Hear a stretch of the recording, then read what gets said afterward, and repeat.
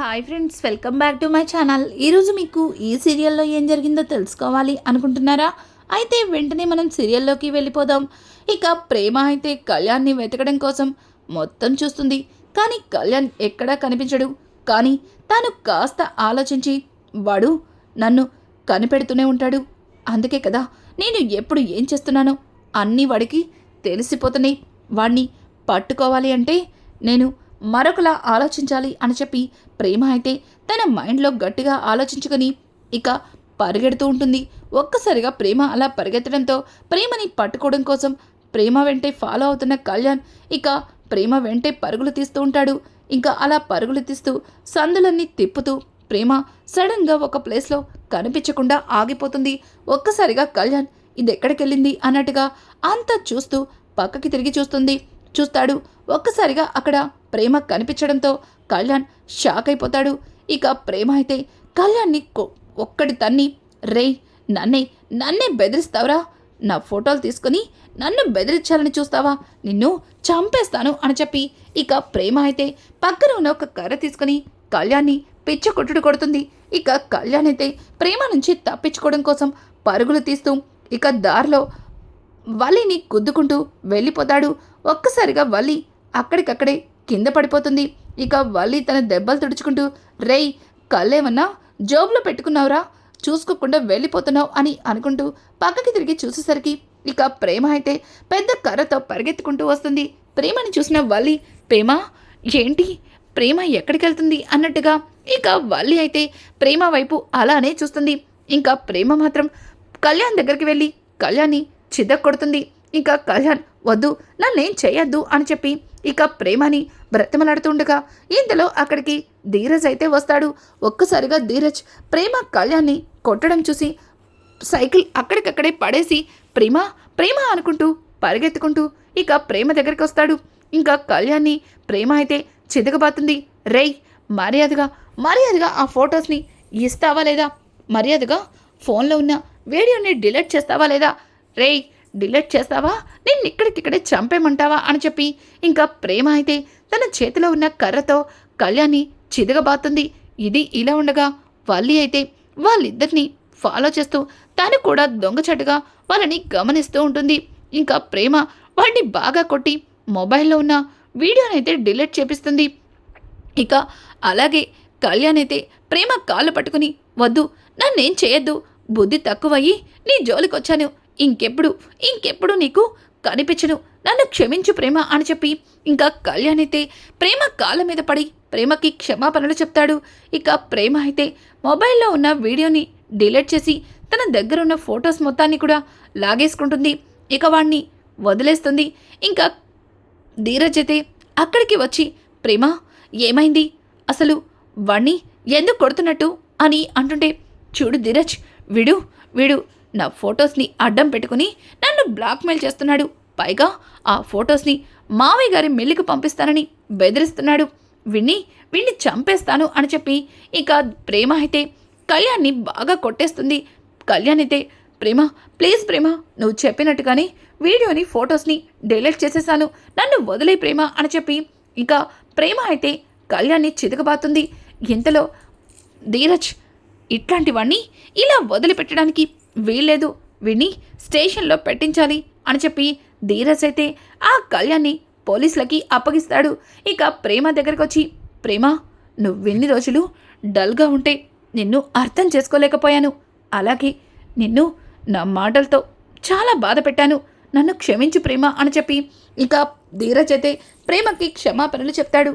ప్రేమ ఒక్కసారిగా, లేదు ధీరజ్, నువ్వు నాకు క్షమాపణ చెప్పడం కాదు, ఒక విధంగా చెప్పాలంటే నువ్వే నాకు ధైర్యాన్ని చెప్పావు, నువ్విచ్చిన ధైర్యంతోనే ఈరోజు వాణ్ణి పట్టుకోగలిగాను అని చెప్పి ఇక ప్రేమ కూడా ధీరజ్తో సరదాగా మాట్లాడుతుంది.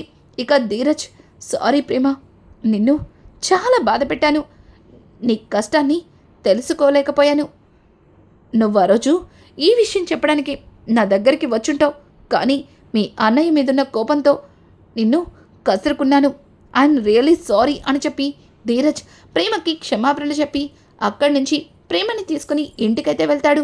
ఇక స్టేషన్లో ఉన్న కళ్యాణ్ని చూడటం కోసం ఇక వల్లి అయితే లోపలికి వెళ్తుంది. ఇన్స్పెక్టర్ గారు, అతన్ని అతన్ని ఎందుకు అరెస్ట్ చేశారండి అని అడగడంతో వాడు అమ్మాయిలతో తప్పుగా ప్రవర్తిస్తున్నాడు, అందుకే వాడిని అరెస్ట్ చేశాం. ఏంటి వాడి కోసం వచ్చావు? వాడికి నీకు ఏదైనా సంబంధం ఉందా అని అడగడంతో చిచ్చి చిచ్చి అతనికి నాకు ఎట్లాంటి సంబంధం లేదు. అతన్ని ఎందుకు అరెస్ట్ చేశారో తెలుసుకోవాలని సారు అని అనుకుంటూ అక్కడి నుంచి వల్లి బయటకైతే వెళ్ళిపోతుంది. ఇక వల్లి అయితే అసలు ప్రేమ వాడిని ఎందుకని అంతలా వెంటపడి కొట్టింది? వాడు తప్పుగా మాట్లాడి ఉంటే దాని గురించి ఇంట్లో అందరితో చెప్పి వాడికి బుద్ధి చెప్పుండేది. కానీ అలా చేయకుండా తన ఫోన్ లాక్కుని ఏవో వీడియోస్ ఫొటోస్ డిలీట్ చేయమని ఎందుకన్నట్టు ఏదో ఉంది, వాడితో మాట్లాడితే అన్నీ తెలుస్తాయని చెప్పి వల్లి తన మనసులో అనుకుంటుంది. ఇక ఇది ఇలా ఉండగా ఎగ్జామ్ రాసొచ్చిన ధీరజ్ అయితే ఇంకా నర్మదతో, నర్మదా, ఎగ్జామ్ చాలా బాగా రాశాను, ఖచ్చితంగా గవర్నమెంట్ జాబ్ వస్తుంది అని చెప్పి నర్మదని ఎత్తుకుని గిరగిరా తిప్పేస్తాడు. ఒక్కసారిగా నర్మద, సాగర్ ఏం చేస్తున్నావు సాగర్, దించు, కిందకి దించు అని చెప్పి ఇక నర్మదని కిందకి దింపమని, మనం ఎక్కడికి వచ్చామన్న సంగతి మర్చిపోయినట్టున్నావు, ఇది కాలేజ్, చూడు అందరూ మనల్ని చూస్తున్నారు అని చెప్పి నర్మద అయితే ఇంకా సాగర్తో చెప్పడంతో ఒక్కసారిగా సాగర్, సారీ నర్మద, ఎగ్జామ్ బాగా రాశానన్నా ఆనందంలో ఏం చేశానో అర్థం కాలేదు అని చెప్పి ఇక సాగర్ అయితే నర్మదతో చెప్తాడు. ఇంకా ఇది ఇలా ఉండగా రామరాజ్ అయితే, అదేంటి ప్రేమ ధీరజ్ ఇంకా ఇంటికి రాలేదు, చాలా సమయమైంది అని చెప్పి ఇక గుమ్మం దగ్గర చూస్తూ ఉండగా ఇంతలో ఇంట్లో ఉన్న వాళ్ళి, ఏమో బయట ఏం చేసుకుని వస్తున్నారో అని చెప్పి ఇంకా ప్రేమ గురించి వల్లి మాట్లాడుతూ ఉండగా ఒక్కసారిగా వేదవతి, వల్లి ఏం మాట్లాడుతున్నావు, బుద్ధుండే మాట్లాడుతున్నావా అని అంటుంటే, అది కాదత్తయ్య గారండి, మరేమోనండి, నేను ఇందాక కూరగాయల కోసం బయటికి వెళ్ళానా, అప్పుడు ప్రేమ అండి ఒక అబ్బాయిని పెద్ద కర్ర పట్టుకుని వెంట పడుతుందండి, అతనేమో కొట్టద్దు అని పరుగులు తీస్తున్నాడు, ఏమైందా అని నేను కూడా చూడ్డానికి వెళ్ళాను, కానీ ప్రేమ అతని దగ్గర ఫొటోస్ వీడియోస్ ఏవి అని చెప్పి అడిగి ఫోన్లో డిలీట్ చేయమందండి, అసలు ఏం జరిగిందో నాకు అస్సలు అర్థం కావట్లేదండి అని చెప్పి ఇక వల్లి అయితే వేదవతితో చెప్తుంది.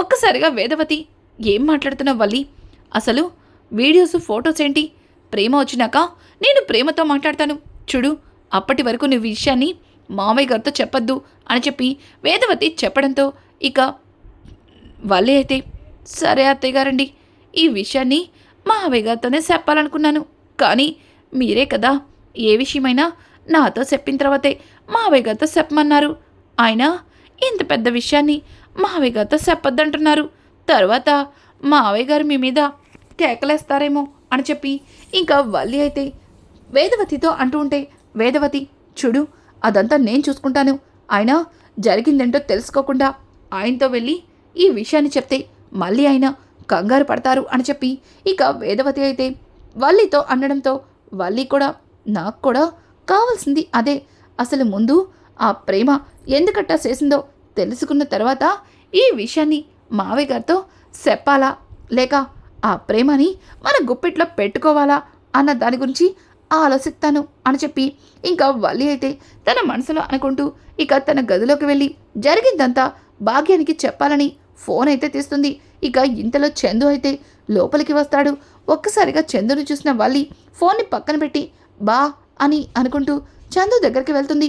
చందు అయితే వల్లి అలా దగ్గరికి రావడంతో తను అసహించుకొని, వద్దు నా దగ్గరికి రావద్దు అని చెప్పి ఇంకా చేతిని అడ్డం పెడతాడు. ఏంటి బా అట్టా సెత్తన్నావు, నాకు నిజంగా ఏం తెలీదు బా, నువ్వు నన్ను అట్ట దూరం పెడుతుంటే నేను తట్టుకోలేకపోతున్నాను బా అని చెప్పి వల్లి అయితే ఇంకా చందుతో అంటుంటే, చందు చూడు మీ వాళ్ళు చేసిన మోసం గుర్తొస్తుంటే నాకు బీపీ పెరిగిపోతుంది, అట్లాంటప్పుడు నువ్వెదురు పడుతుంటే నాకొచ్చిన కోపంతో నిన్ను ఏం చేస్తానా అని నాకు భయంగా ఉంది, చూడు నా దగ్గరికి రాకుండా దూరంగా ఉండడమే మంచిది అని చెప్పి చందు అయితే ఇక అక్కడి నుంచి వెళ్ళిపోతాడు.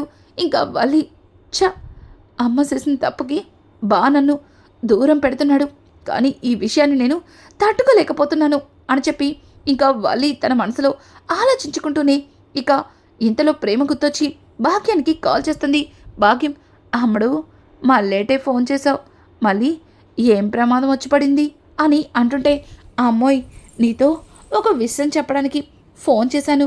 ఈరోజు మార్కెట్కి వెళ్తే ప్రేమ ఎవరో ఒక అబ్బాయిని వెంటపడి ఇక వల్లి భాగ్యానికి జరిగిందంతా కూడా చెప్పడంతో ఒక్కసారిగా భాగ్యం, అమ్మడు ఇన్ని రోజులు వాళ్ళ పిలకని చేతిలో లేదని నువ్వు చాలా బాధపడ్డావు కదా. వాళ్ళకి మన గురించి అంతా తెలుసు, కానీ వాళ్ళు నిజాన్ని బయట పెట్టలేకపోతున్నారు. కానీ నువ్వు వాళ్ళ చేసిన తప్పులు పట్టుకుంటే ఇక వాళ్ళని నేను చేయలేరని చెప్పాను కదా. ఇప్పుడు వాళ్ళు చేసిన తప్పులు వాళ్ళే నీకు తెలిసేలా చేస్తున్నారు.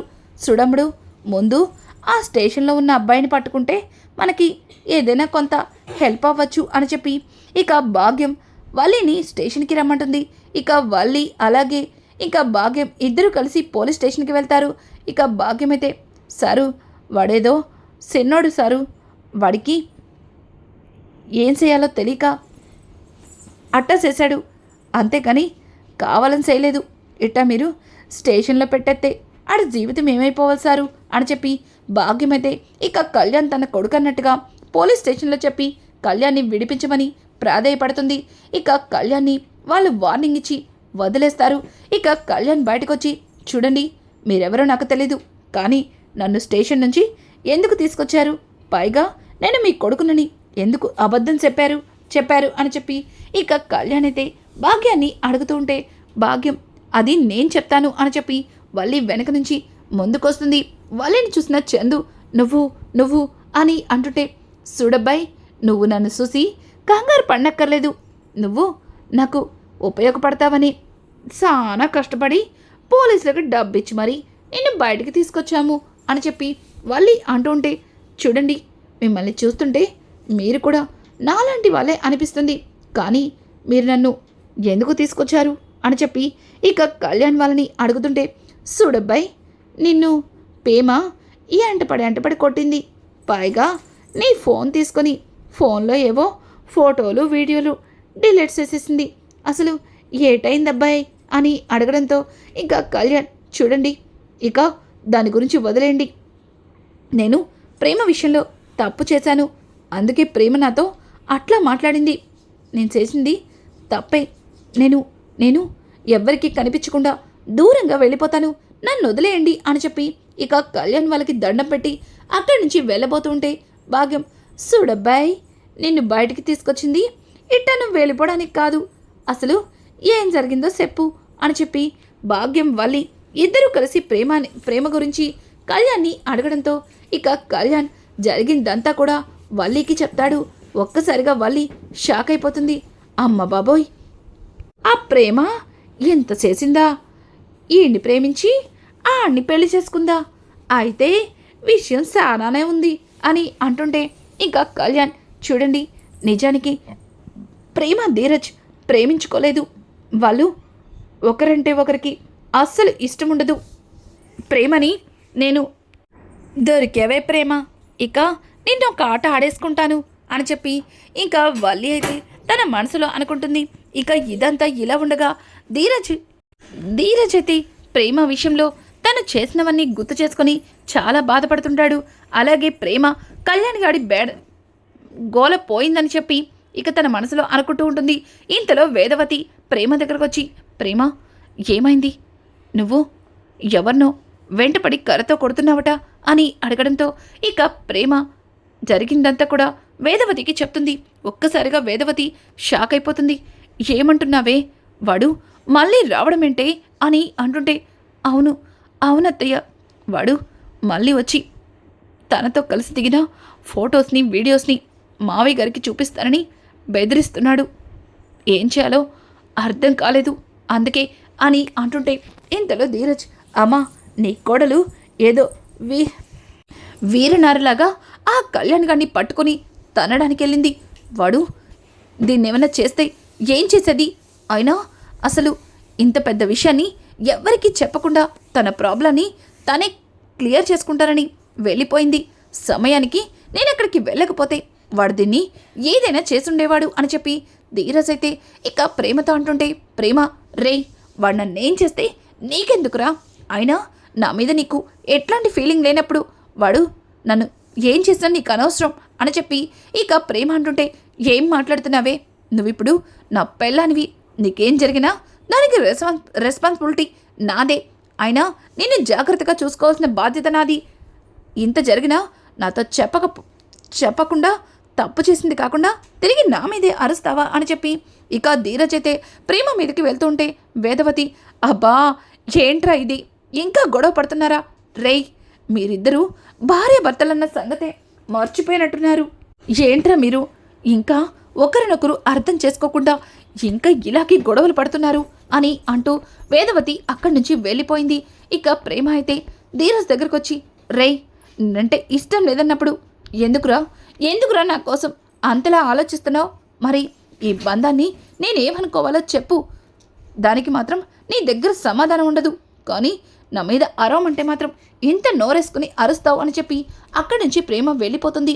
ఒక్కసారిగా ధీరజ్, ప్రేమ అన్నది నిజమే కదా, తన మీద నాకు ఎట్లాంటి ఫీలింగ్ లేనప్పుడు తన కోసం నేను ఎందుకు ఇంతలా ఆలోచిస్తున్నాను? నిజంగానే ఈ బంధాన్ని ఏమంటారు? ఒకవేళ ప్రేమ అన్నట్టు నేను కూడా ప్రేమని ప్రేమిస్తున్నానా అని చెప్పి ఇక ధీరజ్ అయితే ఆలోచనలో పడతాడు. ఇక ఇది ఇలా ఉండగా భద్రావతి అయితే విశ్వక్ పెళ్లి సంబంధం క్యాన్సిల్ అయిందని దాని గురించి ఆలోచిస్తూ ఉంటుంది. ఇంతలో విశ్వక్ భద్రావతి దగ్గరకు వచ్చి, అత్త జరిగిన దాని గురించి ఏం ఆలోచించావత్తా? నాకు తెలుసు నువ్వు ఏం ఆలోచించావో. నువ్వు ఏం ఆలోచించినా ఆ రామరాజు కుటుంబాన్ని మనం ఏం చేయలేం, అందుకే నేను ఒక నిర్ణయానికి వచ్చాను అని చెప్పి ఇక విశ్వక్ చెప్పిన మాటలకి ఒక్కసారిగా భద్రావతి అయితే షాక్ అయిపోతుంది. ఏంటి విశ్వక్ అలా మాట్లాడుతున్నావు అని అంటుంటే, అత్త అవునత్త, నేను ఆ రామరాజు కూతుర్ని పెళ్లి చేసుకోవాలనుకుంటున్నాను అని చెప్పడంతో ఒక్కసారిగా సేనాపతి విశ్వ అని గట్టిగా అరవడంతో, నాన్న మీరు అరవకండి, నేను చెప్పేది కాస్త ప్రశాంతంగా వినండి.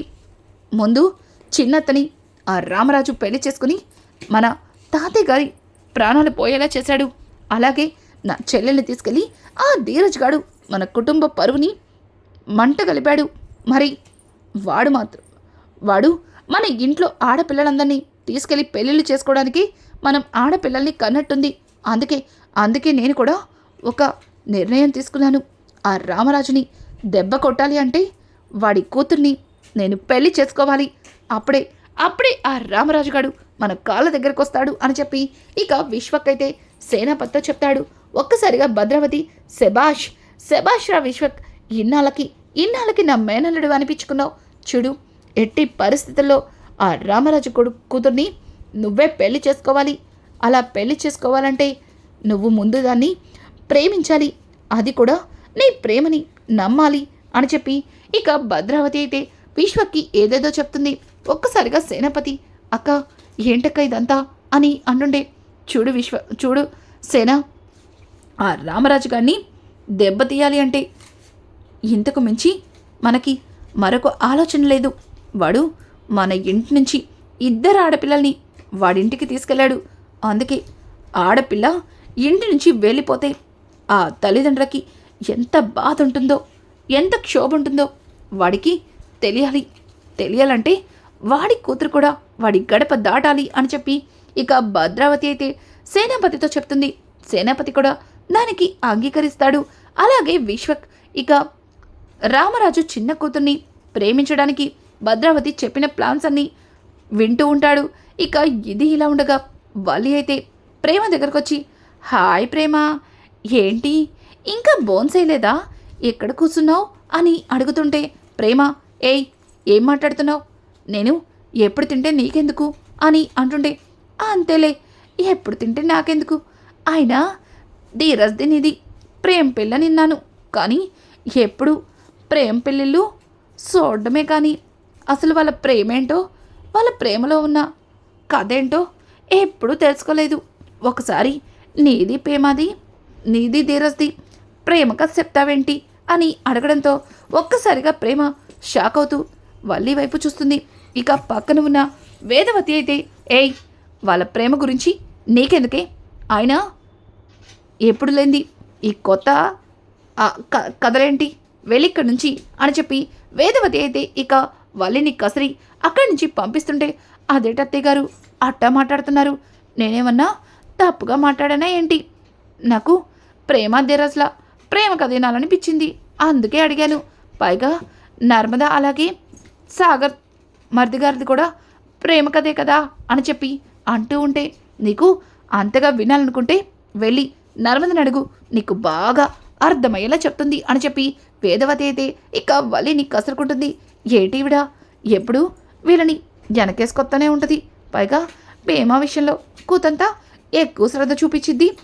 ఎంతైనా మేనకోళ్ళు కదా, కానీ వదిలేస్తానా ఏంటి అని చెప్పి వల్లి తన మనసులో అనుకుంటూ అక్కడి నుంచి లోపలికి వెళ్తుంది. ఇక రానున్న ఎపిసోడ్స్లో వల్లి కళ్యాణ్ విషయంలో ప్రేమని ఎట్లా ఆడుకోబోతుంది, అలాగే ప్రేమ అలాగే నర్మద ఇద్దరూ కలిసి వల్లికి ఎలా బుద్ధి చెప్పబోతున్నారు, ఇక విశ్వక్ రామరాజు చిన్న కూతుర్ని ఎట్లా ప్రేమలో పడైపోతున్నాడు, ఇట్లాంటి లేటెస్ట్ ఎపిసోడ్స్ మీకు మరిన్ని కావాలి అనుకుంటే మా ఛానల్ని సబ్స్క్రైబ్ చేసుకోవడం మాత్రం మర్చిపోకండి. Thanks for watching. Hi friends, welcome back to my channel. ఈరోజు మీకు ఈ సీరియల్లో ఏం జరిగిందో తెలుసుకోవాలి